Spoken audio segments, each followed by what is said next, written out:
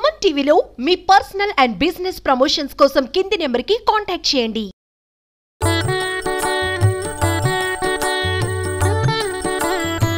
నమస్తే, welcome to astro America. నేను ప్రశాంతి. మొట్టమొదటిసారిగా డిజిటల్ మీడియా రంగంలోనే ఆస్ట్రాలజీకి సంబంధించినటువంటి యూఎస్లో తెలుగు వారి కోసం మీ ముందుకు తీసుకురాబోతున్నాను సుమన్ టీవీ ఫ్లోరిడాలో.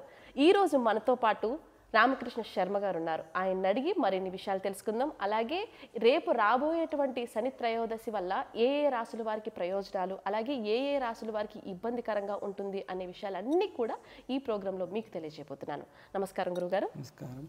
శరదిందు సమాకారే పరబ్రహ్మస్వరూపిణే వాసరాపీఠానిలగే సరస్వతి నమోస్తుతే. ఆ సరస్వతీదేవి అనుగ్రహం సుమన్ టీవీ ప్రేక్షకులకు, అమెరికాలో ఉన్నటువంటి ప్రవాస భారతీయులకు అందరికీ కలుగుగాక. శతాయుష్. గురుగారు, రేపు శని త్రయోదశి అమెరికాలో ఉన్నటువంటి మన తెలుగువారి మీద ఎలాంటి ప్రభావం చూపబోతుంది? అదేవిధంగా చాలామందికి అమెరికాలో ఎలాంటి పరిహారాలు చేసుకోవాలనే విషయాలు తెలియవు. ప్రతి ఒక్కరు ఏమనుకుంటారంటే ఇండియాకి సంబంధించి టాలీ చేసుకుంటారు తప్ప ఇండియా కాలక్రమేణం వేరు, ఇక్కడ కాలక్రమం వేరు. 12 గంటల డిఫరెన్స్ ఉంటుంది. సో మరి దీన్ని ఏ విధంగా చేసుకోవచ్చు అంటారు? అసలు శని త్రయోదశి అంటే ఏంటి? ముఖ్యంగా శని త్రయోదశి అనేటువంటి అదొక పర్వదినంగా భావిస్తూ ఉంటారు. ఆ పర్వదినాన శనేశ్వరుడి యొక్క గ్రహస్థితి బాగలేని వాళ్ళు కానీ, లేకుంటే శనిగ్రహ దోష పీడితులై బాధపడుతున్నటువంటి వారికి కానీ ఆ పర్వదినము వాళ్ళకి విముక్తి కలిగిస్తుంది. దాని వెనకాల ఉన్న చిన్న కథనం ఏంటంటే, ముందు కృతాయుగమునందు పార్వతీదేవి యొక్క పుత్రుడు విఘ్నేశ్వరుణ్ణి శనేశ్వరుడు తల ఎత్తి చూడడం జరుగుతుంది. అలా చూడటం ద్వారా శనేశ్వరుడి యొక్క ఆ కళ్ళ యొక్క ఆ దృశ్యాన్ని చూడంగానే విఘ్నేశ్వరుడి యొక్క తల ఇబ్బందిగా మారిపోయి విరిగిపడిపోవటం జరుగుతుంది. అంటే అందుకే శని చూపు మన మీద పడకూడదు అంటారు. ఆ శని త్రయోదశి రోజున అలా జరగటం చేత పార్వతీదేవి ఆ శనేశ్వరుడికి శాపం ఇస్తుంది. ఏమంటే, నీ చూపు వల్ల గణపతికి విఘ్నేశ్వరుడికి ఇబ్బంది కలిగింది కాబట్టి నీకు నడక చిన్నగా మందంగా అవుగాక, అందుకే మంద నడకగా ఆయన్ని భావిస్తూ ఉంటారు. అందుచేత ఆ రోజు ఆయన బాధపడుతూ ఆ శివుణ్ణి ప్రాధేయపడతాడు, అయ్యా నాకేదైనా దారి చూపు, అమ్మవారి యొక్క శాపాన్ని విముక్తి చేసేలా అవకాశం ఇవ్వు. అంటే ఆ పరమేశ్వరుడు ఏమంటాడంటే, శని త్రయోదశి రోజున నీ మీద నీకు కావలసినటువంటి తిల అంటే నువ్వులతో చేసినటువంటి నూనెను కానీ, నల్లని వస్త్రాన్ని కానీ, నీకు ఇష్టం వచ్చిన నల్ల వస్త్రాన్ని కానీ పెట్టి పూజ చేసినటువంటి వారికి వాళ్లకు దోషం రాకుండా పోయేటట్టు నువ్వు అనుగ్రహిస్తే కనుక నీకు ఈ శాపం కొంతమేరకు అమ్మవారు కనికరిస్తుంది, ఆవిడ భక్తుల్ని అనుగ్రహిస్తున్నావు కాబట్టి అని చెప్పి సమాధానం ఇస్తాడు. ఎందుకంటే శివుడికి త్రయోదశి అంటే చాలా ఇష్టం. మనం వాడుకలో కూడా శివరాత్రి త్రయోదశి రోజు చేసుకుంటూ ఉంటాం. మనం చూసినట్టయితే తిథి ఆ రోజు వస్తుంది. అందుచేత శివ అనుగ్రహం చాలా గొప్పది. శనేశ్వరుడికి ఈ విధంగా శని త్రయోదశి నిర్మూలన చేసే అవకాశాన్ని ప్రజలందరికీ భక్తులకి కలిగిస్తాడు. అది శని త్రయోదశి యొక్క వివరణ. ఆ భగవంతుడు లాంటి వాడికి ఇలాంటి కష్టాలు తప్పలేదు. మరి సామాన్యులైనటువంటి మన మనుషులకి ఇప్పుడు ఉన్న పరిస్థితుల్లో ప్రతి ఒక్కరు కూడా ఏదో రకమైనటువంటి ఇబ్బందులు పాలవుతూ ఉన్నారు. మరి ఈ రోజు రేపు రాయబోయేటటువంటి శని త్రయోదశి ఏ రాశుల మీద చూపిస్తుంది అంటారు? తప్పకుండా శని త్రయోదశి అనేటువంటిది ఇప్పుడు వచ్చే శనివారం, ఏప్రిల్ 6 శనివారం, ఇది ప్రత్యేకమైనటువంటి శని త్రయోదశి ఏమీ కాదు. ఇలాంటి శని త్రయోదశులు సంవత్సరం పొడుగుతున్న చాలానే వస్తూ ఉంటాయి, ఒక 4-5 వచ్చి ఉంటాయి. కాబట్టి ఇది ఒక్కటే ప్రభావితం చేస్తుంది అని నేను అనట్లేదు. కానీ ప్రతి శని త్రయోదశి రోజు అది మనకు ఒక అవకాశం, మనకు ఉన్నటువంటి దోషాలు తొలగించుకునే అవకాశం. ఇంతకుముందు 4-5 శని త్రయోదశులు మనం కనుక సేవ చేసుకున్నట్లయితే ఇది ఈ సంవత్సరంలో ఆఖరి త్రయోదశిగా మిగులుతుంది. ఎందుకు శని త్రయోదశి నాడు మనకు అవకాశం అయ్యా అంటే, ఆ శని చూపు మన మీద లేకుండా మనం కాలాన్ని గడపలేం. ఎందుకంటే మన పైన నవగ్రహ యొక్క పట్టు ఉంటుంది. కాబట్టి శని కన్ను పడ్డప్పుడు కానీ, శని మన దృష్టిలో ఉన్నప్పుడు కానీ, మన రాశిలో ఉన్నప్పుడు కానీ, దగ్గరలో ఉన్నప్పుడు కానీ, ఆయన ప్రభావం ఉన్నప్పుడు కానీ, అందులో ప్రతి ఒక్కరికి శని ప్రభావం ఉంటుంది. శనిది వీళ్ళకుంది వాళ్ళకి లేదు అని ఉండదు. కానీ శని త్రయోదశి నాడు ఈ స్వామి యొక్క అర్చన కానీ, ఆయనకు చేసే తిలాభిషేకం చేసుకుంటే కనుక ఎక్కువగా వాళ్ళకి దోషం ఉన్న వాళ్ళకి ఉపహరించుకునేటువంటి అవకాశం లభిస్తుంది. దానివల్ల ఇది ఒక్కరికి సంబంధించిన విషయం కాదు, 12 రాసులకు శని త్రయోదశి రోజు పూజ చేసుకునే అవకాశం ఉంటుంది. కానీ కొంతమందికి శని ప్రభావం ఎక్కువగా ఉంటుంది. ద్వాదశ రాశుల్లో వాళ్లకు అష్టార్ధమ శని, ఏలినాటి శని ఉన్న వాళ్లకు ఒక 4-5 రాశులు ఉంటాయి. వాళ్ళకి ఎక్కువగా అవకాశం ఉంది కాబట్టి వాళ్ళు వెళ్ళి ఆ స్వామికి అభిషేకం చేయటం కానీ, నల్ల వస్త్రం పెట్టి నూనెతో అభిషేకం చేయటం కానీ చేయటం ఉత్తమము. దానివల్ల వాళ్లకు సాధ్యమైనంత అనుకూలత కలుగుతున్నది. ఉన్నదానికంటే మంచి స్థాయికి వాళ్ళు వెళ్ళగలుగుతారు అనేది వాక్కు. మరి అంటే ఏ రాశుల వారికి ప్రభావితం అవుతుంది? ముఖ్యంగా 12 రాశుల్లో శని త్రయోదశి వస్తే అందరికీ శనిని దర్శించుకోమని చెప్తాం. కానీ అందులో ముఖ్యంగా 5 రాశులు ఈ సంవత్సరం ఉన్నటువంటి ఆఖరి శని త్రయోదశి అని చెప్పాం. అంటే గ్రహణం అనేటువంటి ఒక పెద్ద సర్పకాలం వస్తుంది మనకు ఏప్రిల్ 8. దాని తర్వాత ఏప్రిల్ 9 నుంచి ఉగాది కూడా ఈ గ్రహణంలో గ్రహణం యొక్క దుస్థితిలో ప్రారంభమవుతుంది. ఆ పైన ఇప్పటిదాకా జరిగిన కాలాన్ని కాదు, ఆ పైన జరిగే 12 రాశుల్లో 5 రాశులకు ముఖ్యంగా వృషభ రాశి తీసుకున్నట్టయితే వృషభ రాశి కానీ దాన్ని టౌరస్ అంటాము, కర్కాటక రాశి దాన్ని క్యాన్సర్ అంటాము, తులారాశి లిబ్రా అంటాము ఆంగ్లంలో, వృశ్చిక రాశి స్కార్పియో అంటాము, ధనుస్సు రాశి హీటర్స్ అంటాము. ఈ 5 రాశుల వాళ్లకు ఎక్కువగా మోతాదులో ఆ శని దేవుడి యొక్క ప్రభావం ఉండబోతుంది. ఎందుకంటే గ్రహణ కాలంలో కుజుడు శని అనేటువంటి ఈ 2 గ్రహాలు కలుస్తున్నాయి. 2 పాపగ్రహాలు. ఆ పాపగ్రహాలు రాజ్యం ఏలుతాయి. కుజుడు రాజుగా, శని మంత్రిగా. అవి గ్రహణ కాలంలో కలవటం చేత వాటి ప్రభావం ఆల్రెడీ 5 రాశులకు ఉండటం చేత వచ్చే సంవత్సరమే కాలమే గడ్డుగా ఉంటుంది. ఎందుకంటే క్రోధనామ సంవత్సరం అంటారు. అంటే మనకు క్రోధము అనేటువంటిది నెగిటివిటీని సృష్టిస్తుంది. కోపం అనేది మంచిదా చెడుదా కాబట్టి దాని రిజల్ట్ నెగిటివ్ ఉంటుంది. కాబట్టి ఆ నెగిటివ్ లాంటి కాలంలో నెగిటివ్ ఉన్నటువంటి ఫలితాలతో శనిటువంటి ప్రభావాలతో గ్రహణంలో స్టార్ట్ అయినటువంటి ఉగాదిలో మనం ముందుకెళ్ళబోతున్నాము. కాబట్టి నెక్స్ట్ సంవత్సరం మొత్తం ఈ శని గ్రహం యొక్క అనుగ్రహం కలగాలి, దోషం తొలగాలి అని ముందుగా వస్తున్నటువంటి శని త్రయోదశికి ప్రత్యేక ఇచ్చారు. కానీ ఇది కొత్తగా వచ్చే శని త్రయోదశి కాదు. కాబట్టి ఈ రోజున స్వామివారి మీద ధ్యానం 3 రకాలుగా చేయొచ్చు. ఆయన మీద నువ్వు నూనెసి నల్లబట్టతో పూజ చేయటమే అనే కాదు, ఆయనను స్మరణ చేసుకున్న మొత్తానికి శనీశ్వరుని ధ్యానం చేసుకోవాలి, ఆయనను ప్రసన్నం చేసుకోవాలి. ప్రసన్నం చేసుకోవాలంటే 3 రకాలుగా చేయొచ్చు. భక్తి మార్గం అంటే మనం ఉన్న చోటే మనకు వచ్చిన మంత్రంతో, శనీశ్వర మంత్రంతో ఆ స్వామి నమస్కారం చేసుకోవడం ఒక పద్ధతి. లేదా శనిని ఆరాధించే విధానంలో ఆయనకు సంబంధించి ఏదైనా ఇంట్లో పూజ జరిపించుకోవడం ఒక పద్ధతి. లేదా శనీశ్వరుడి విగ్రహాన్ని దగ్గరగా వెళ్ళి అక్కడ ఉన్నటువంటి నవగ్రహాల్లో శనీశ్వరుడికి తైలాభిషేకము, నల్ల వస్త్రము, బెల్లము సమర్పించి అది మనకు చేయగలిగితే మనం చేస్తాము. లేకుంటే అక్కడ పండితుడు ఉంటే గంట ఆయన మనకు ఎలా చేయాలో విధానాన్ని ఆయన మనకు చెప్తుండడం ద్వారా తెలుసుకొని చేయటం జరుగుతుంది. ఈ విధంగా 3 రకాలుగా మన దోషాన్ని ఈ 5 రాశుల వాళ్ళు తప్పకుండా చేయాలి. మిగతా వాళ్ళు చేయొద్దని కూడా కాదు, వాళ్ళకు కూడా అవకాశం అవసరం ఉంటుంది. ఈ విధంగా శని త్రయోదశి అందరూ ఆరాధించుకోవడం మంచిది. అంటే ఇప్పుడు శని ప్రభావం అనేది ఇప్పుడు ఇండియా టైమింగ్ ప్రకారం చూసుకున్నట్లయితే దాన్ని క్యాలిక్యులేట్ చేసుకుని చెప్తారంటారా, లేదంటే యూఎస్కి సెపరేట్గా ఉంటుందంటారా? యూఎస్లో తిథులు మాత్రం ఇండియాకి మనకి సమానంగా ఉంటాయి. ఆ టైం డిఫరెన్సెస్ క్యాలిక్యులేట్ చేస్తాం. కేవలము కొన్ని కాలాలు ఉంటాయి, ముహూర్తాలు కానీ లేకుంటే కొన్ని జాతకరీత్యా ఉండేటువంటి విషయాలు మాత్రం మారుతాయి. ఎందుకంటే సూర్యోదయం సూర్యాస్తమయం మారుతూ ఉంటాయి కాబట్టి ఆ క్యాలిక్యులేషన్స్, ఆ లెక్కలు మారుతాయి. కానీ తిథులు మారవు. తిథులు అంటే అక్కడ వచ్చిన త్రయోదశి ఇక్కడ వస్తుంది. అక్కడ ఉదయం మధ్యాహ్నం 12 దాకా ఉంటే మనకు ఈ అక్కడికి ఇక్కడికి ఉన్న ప్రాంతాన్ని, అమెరికాలో అన్ని కాలాలు ఒకేలాగా ఉండవు కదా, ఈఎస్టీకి పిఎస్టీకి 3 గంటల తేడా ఉంటుంది. అట్లా ఇండియాకి ఆ అమెరికాకి ఉన్నటువంటి వ్యత్యాసం ఆ తిథిని అంతే సమానంగా తీసుకోవడం జరుగుతుంది. అంటే అక్కడ చేసినట్టుగా సమానంగా మనం చేయకూడదు, ఎందుకంటే మనకి ఎప్పుడు స్టార్ట్ అవుతుందో ఆ టైం ప్రకారమే చేసుకోవాలి. అంతేనండి, మీరు అన్నది నిజమే. ఎందుకంటే అక్కడ శనివారం త్రయోదశి వచ్చింది అనుకోండి, శనివారం ఉదయం 7ంటికి వచ్చింది, సూర్యోదయం 6:45 7:15 ఉందనుకోండి, వాళ్ళు 6:45 ఉంటే వాళ్ళు పాటించరు. 7 తర్వాత అంటే సూర్యోదయం అవుతున్నప్పుడు కానీ ఒక అరగంట ముందుంటే కానీ పాటిస్తారు. అవతల ఉందనుకోండి వాళ్ళు పాటించరు.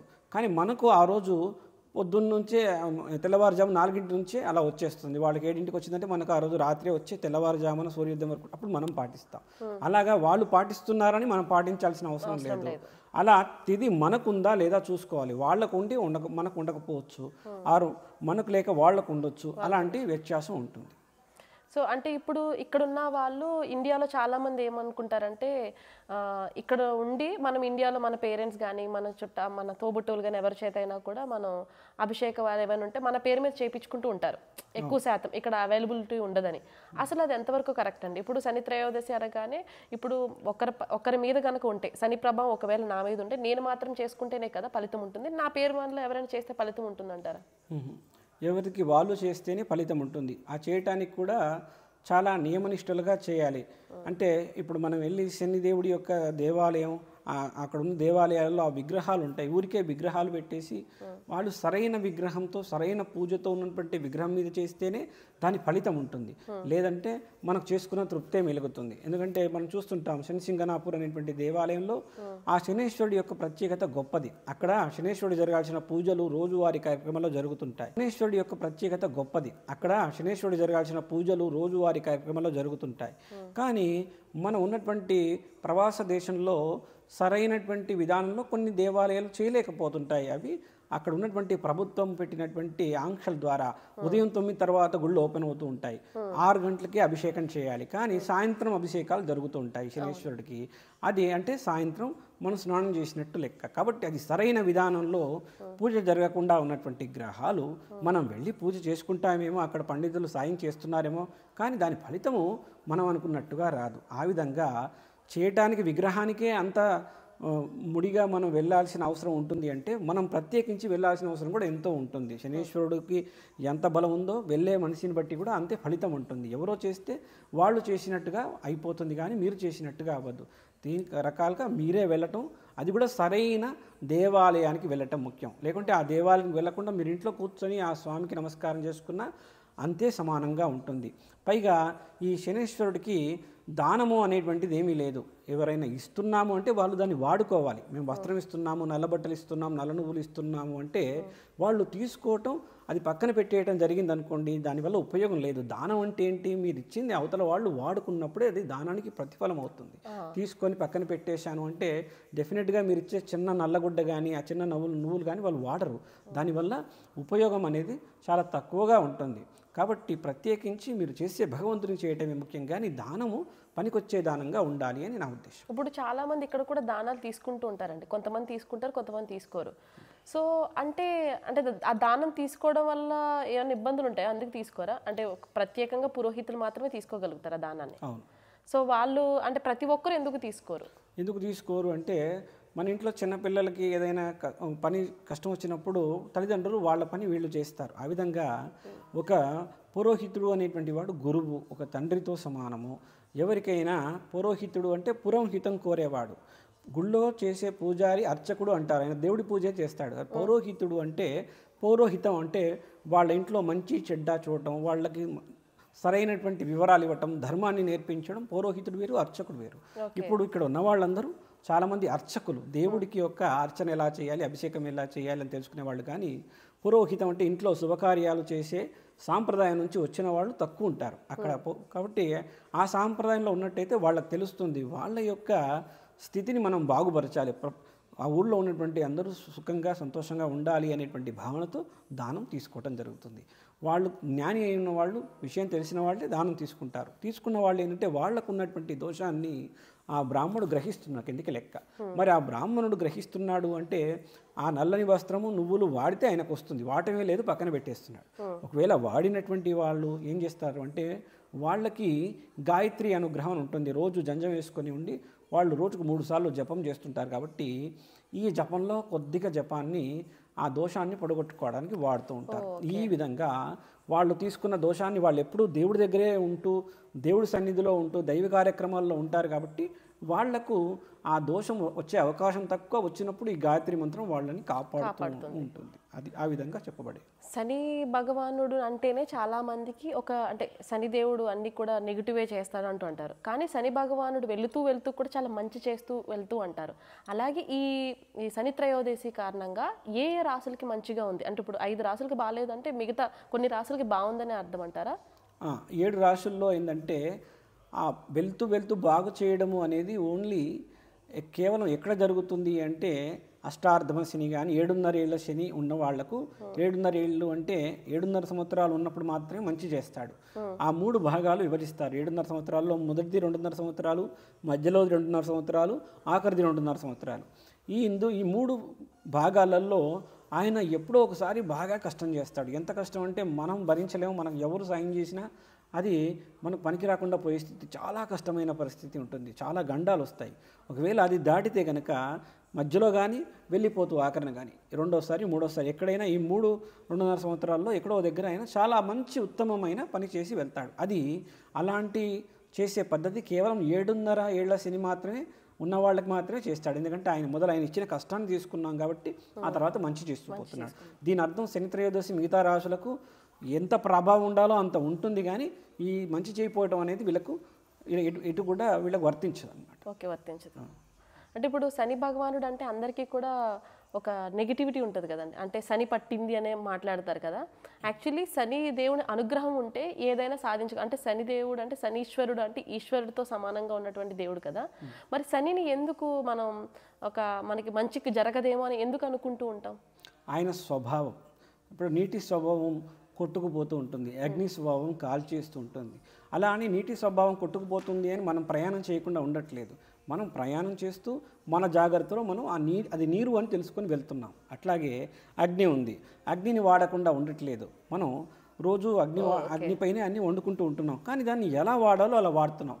శని భగవానుడు అటువంటి స్వతహాగా ఆ గ్రహానికి ఉన్నటువంటి స్థితి అటువంటిది. ఆయన పరిసరాల్లో ఆయన దగ్గరలో వెళ్ళాలి అనుకున్నప్పుడు చాలా జాగ్రత్తగా వెళ్ళాలి, ఎంతో ఓపికతో వెళ్ళాలి.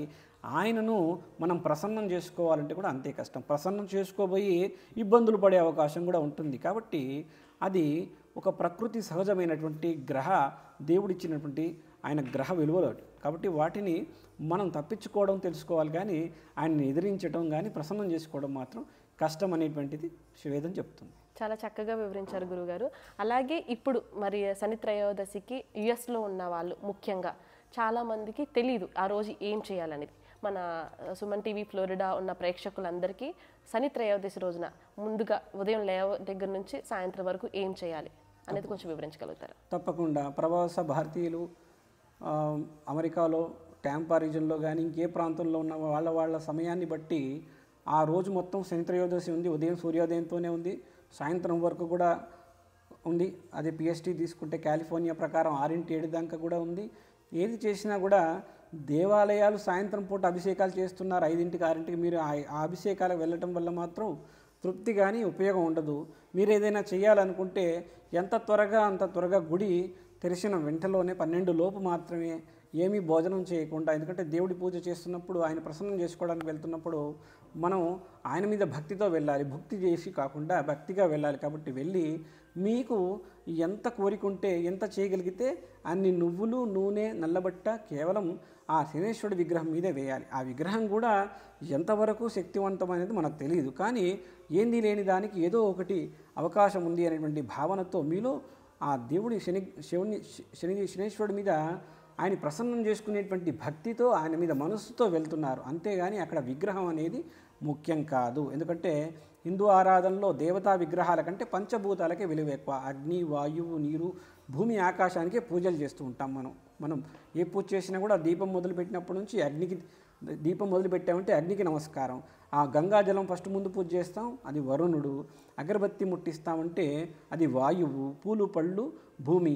ఇలా పంచభూతాల్లో నుండి శక్తి వస్తుంది. విగ్రహంలో పుటంలో శక్తి ఉండదు. ఈ పంచభూతాల శక్తిని మన ఇంట్లో పెట్టుకోవాలి, ఎక్కడ పెట్టుకోవాలి తెలియక మనం ఆ విగ్రహాన్ని పటంలో పెట్టి పూజిస్తూ ఉంటాం. అది మనకు ఒక అవకాశం. మెట్టు ఎక్కడ ముందు విగ్రహంలో పెట్టుకొని తర్వాత మనం దాన్ని తీసుకునేటువంటి అవకాశంగా అంత ఎత్తుకో ధ్యానంగా ఎంచో ఆధ్యాత్మికతంగా పెరిగి ఒకరోజు విగ్రహం లేకుండా కూడా మనం భగవంతుని ఆ శక్తిని, ఆ పంచభూతాల శక్తిని మనలో తీసుకునేటువంటి స్థాయికి వెళ్తామన్నమాట నిదానంగా. అందుకని ముందు విగ్రహంతో మొదలు పెడతారు, పటంతో విగ్రహంతో. ఈ విధంగా విగ్రహం అనేది ముఖ్యం కాదు, భావన ముఖ్యం. ఆ భావనతో ఆయనకు సమర్పిస్తున్నటువంటి ఆ కొద్దిపాటి నువ్వులు, కొద్దిపాటి నూనె, మీకు ఎంత శక్తి ఉంటే అంత చేయటం ముఖ్యం. దానం అనేది మీరు మీ దగ్గర 4 రూపాయలు ఉన్నాయి కాబట్టి బ్రాహ్మణుడికి తినడానికి అవకాశం ఇస్తున్నారు, ఆయన బ్రతుకుతాడు, దేవుడి పేరు మీద ఇవ్వటం అనేది జరుగుతుంది. అంతేకాని దానం అనేది ముఖ్యమని నేను అన్ను. మీరు శనేశ్వరుడి యొక్క ధ్యానం చేయటం, ఆయన్ని ప్రసన్నం చేసుకోవటం అది ముఖ్యము అంటున్నాను. ధన్యవాదాలు గురువు గారు. శతాయుష్. మీ విలువైన సమయాన్ని మా సుమన్ టీవీ ఫ్లోరిడా ప్రేక్షకులకి ఇచ్చినందుకు, మరిన్ని విషయాలు తెలియజేసినందుకు థ్యాంక్ యూ సో మచ్ అండి. శతాయుష్. సో చూసారు కదా, చాలామంది యుఎస్లో ఉండి అసలు ఎలా చేసుకోవాలి పూజా విధానం తెలియదు, ఎలా చేస్తే మనకి ఉపయోగం ఉంటుందనేది మనకి తెలియదు. కాబట్టి ఈరోజు ఈ Suman TV Florida astro America program ద్వారా మీ అందరికీ తెలిసిందని చెప్పి భావిస్తున్నాను. మరిన్ని విషయాలతో మళ్ళీ కలుద్దాం. నేను ప్రశాంతి. నమస్తే.